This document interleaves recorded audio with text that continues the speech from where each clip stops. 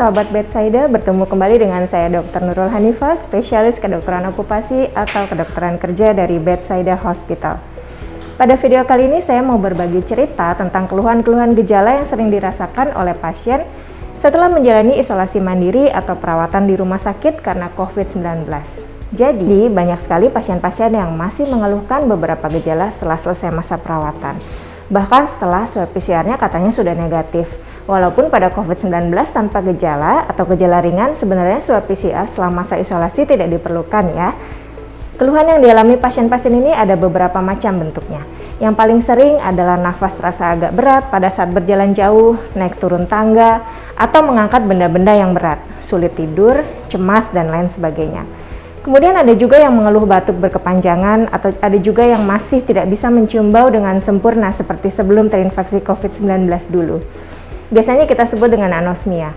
Bahkan ada juga loh yang pada saat makan sesuatu yang terasa cuma rasa asin atau rasa logam, dan lain-lain. Ini kita sebut dengan dysgeusia. Keluhan-keluhan semacam ini dapat kita sebut dengan persistent post-COVID syndrome atau yang lebih populer dengan istilah long COVID syndrome. Definisi dari long COVID syndrome ini menurut Badan Kesehatan Dunia atau WHO adalah suatu keadaan yang menggambarkan individu dengan gejala COVID-19 yang menetap setelah periode 2 minggu sejak awal muncul gejala. Orang-orang dengan long COVID syndrome sebetulnya sudah tidak menularkan virus lagi ke orang lain, namun hanya mempunyai masalah dengan fungsi tubuhnya.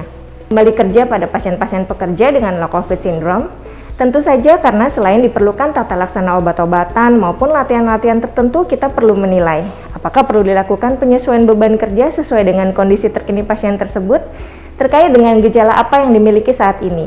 Kenapa hal ini penting?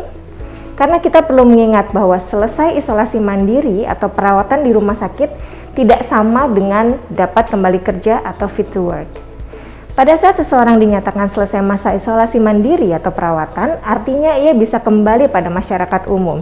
Artinya bisa berinteraksi kembali dengan orang lain dan dapat melakukan aktivitas untuk menjalani kehidupan sehari-hari atau yang kita biasa sebut dengan activity daily living. Kan ketika kita mengatakan seseorang dapat kembali bekerja, artinya ia harus bisa mengerjakan job description dan job demand-nya tanpa membahayakan diri sendiri, rekan kerja maupun lingkungan kerja. Karena itu, perlu dilakukan penilaian klinis dan juga dari sisi job demand seseorang. Apakah dengan kondisi long COVID syndrome yang dialami kemudian masih dapat mengerjakan job demand-nya atau tidak? Tentunya tanpa menghambat pemulihan fungsi organ pasien tersebut. Contohnya, bila seseorang masih mengalami gejala nafas yang terasa berat bila beraktivitas sedang sampai berat, maka perlu dilakukan pemeriksaan untuk mengetahui apakah ada penurunan dari fungsi parunya. Misalnya, dengan pemeriksaan spirometri jika memungkinkan, atau kita juga bisa menilai kapasitas fisik fungsionalnya secara umum. Yang paling sederhana adalah dengan uji jalan 6 menit, dan kemudian kita nilai apakah pasien dapat kembali bekerja secara penuh, atau apakah perlu direkomendasikan penyesuaian beban kerja. Dan jangan lupa juga bahwa perlu dipertimbangkan aspek toleransi dari pasien sendiri dan juga dari pihak pemberi kerja. Untuk itu sangat perlu adanya komunikasi yang baik antara dokter spesialis kedokteran okupasi, pasien, dan juga pihak memberi kerja agar keputusan yang tepat dapat dibuat dengan baik dengan risiko yang minimal.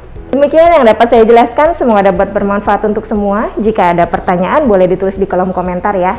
Oh ya, jangan lupa juga untuk like and subscribe Bedside Hospital Channel ya. Saya Dr. Nurul Hanifah, sampai jumpa di video selanjutnya. Salam sehat dan produktif.